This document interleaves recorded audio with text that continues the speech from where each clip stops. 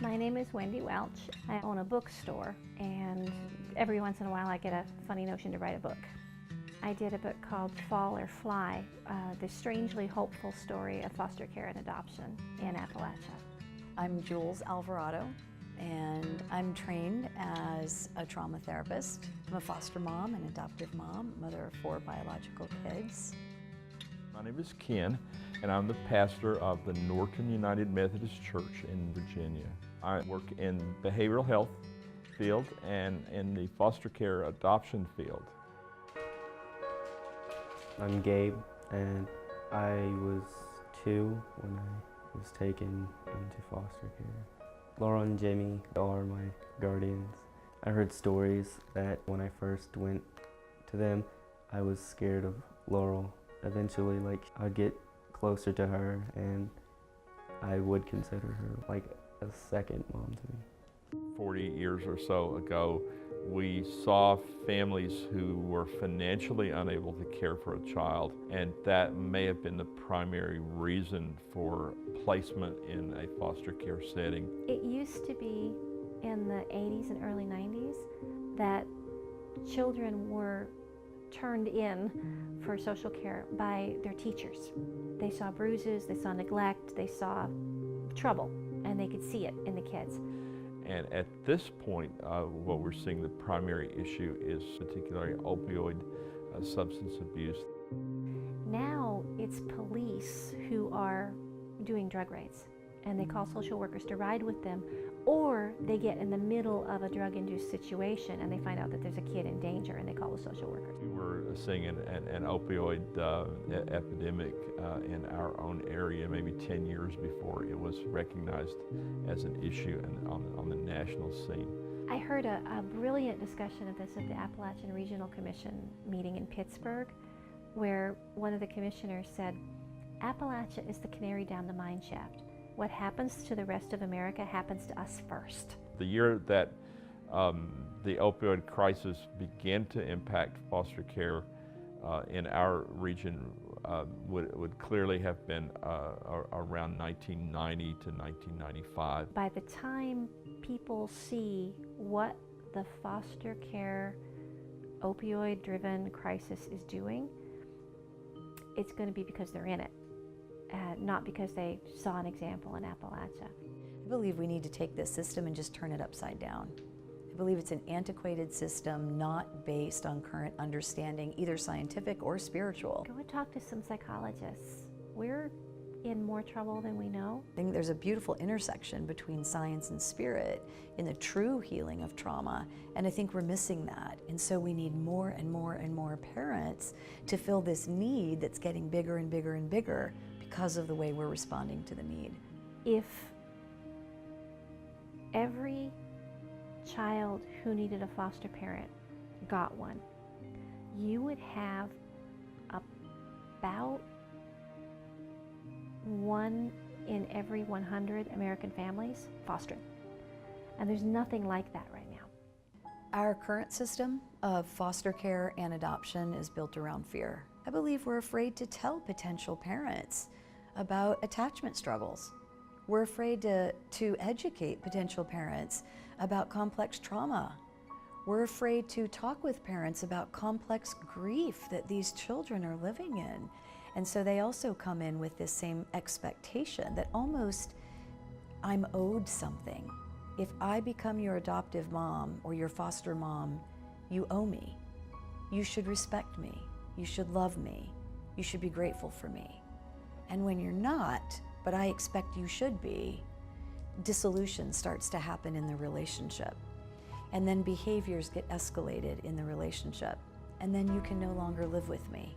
And so the placement disrupts, and so we need more foster parents. I think the best advice for people becoming foster parents is to have a degree of openness and ability to learn, and then an understanding that foster parenting is purposeful parenting.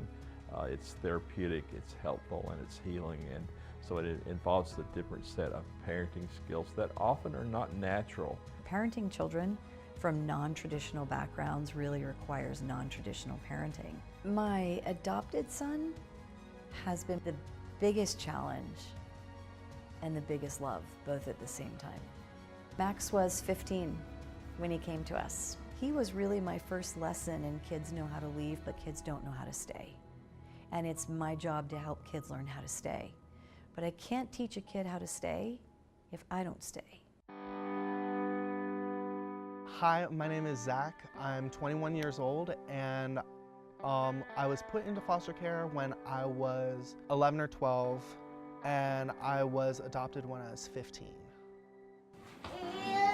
Here you go, baby bear. Hi, my name's Joel, and I work at our local hospital as a histology technician. Oh, you want peanut butter? Yeah. Oh. My name's David.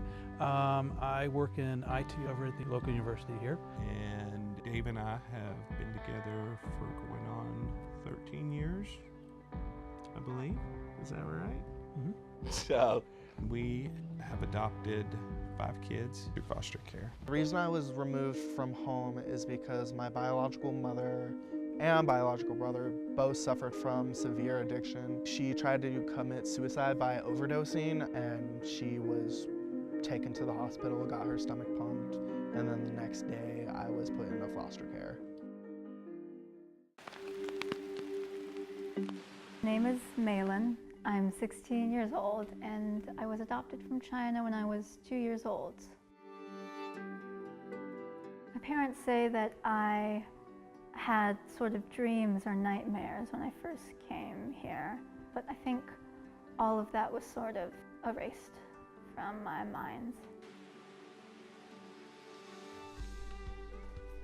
When Malin was a baby, her first word was book. And you would wake up every morning at 5:30, and that little head, we all slept in the bed together. She'd go like that, and her eyes would go wide open, and she'd say, read a book.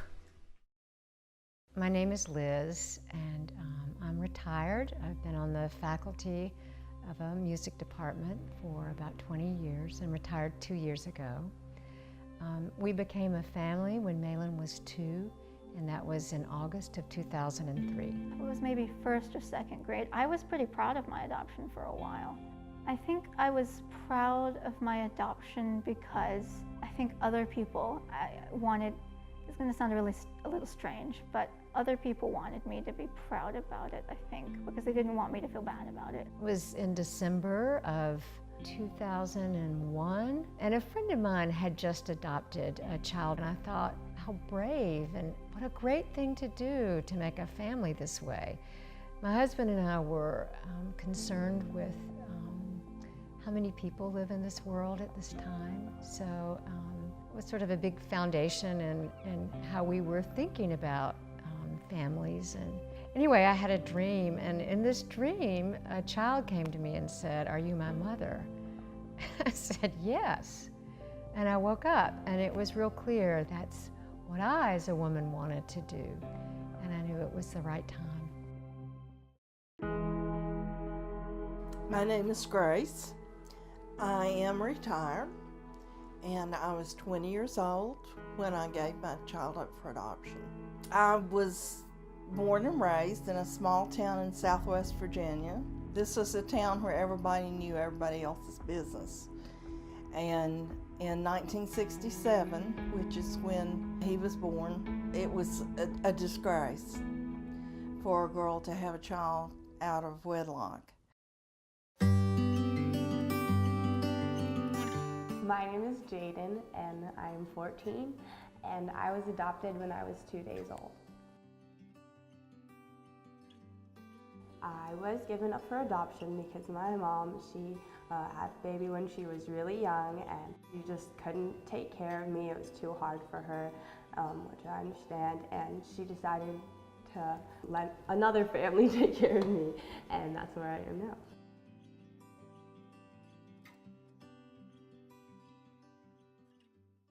This song is called All For You.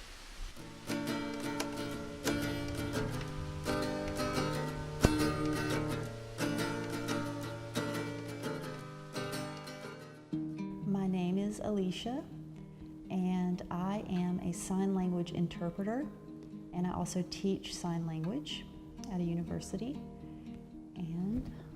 And I'm Jim, and I have a small business, landscaping and lawn maintenance, and a little bit of art making in the winter.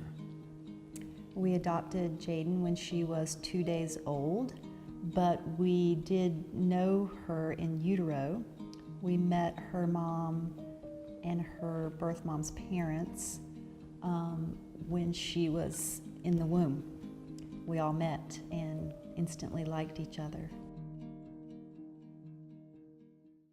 The social worker came, and I remember watching her walk out with him, feeling, just very sad and hopeful for him that everything would be okay.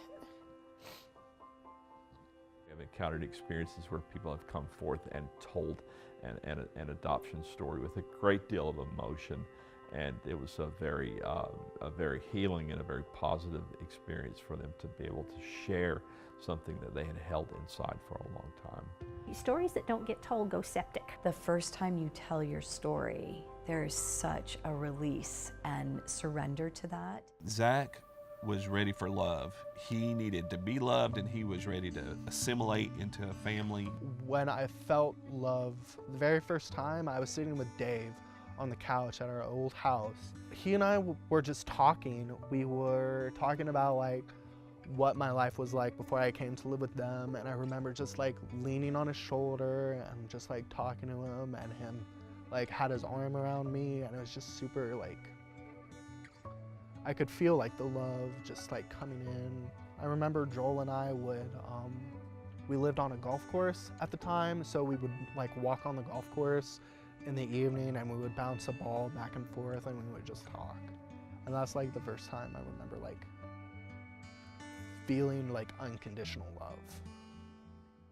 Adoption to me means giving one more human being an opportunity to feel love, to feel accepted, to feel wanted, to feel something maybe they've never felt before and perhaps wouldn't have the opportunity to feel. Gosh, if I can end this thing called life and take those breaths and know that someone felt love, what else is there?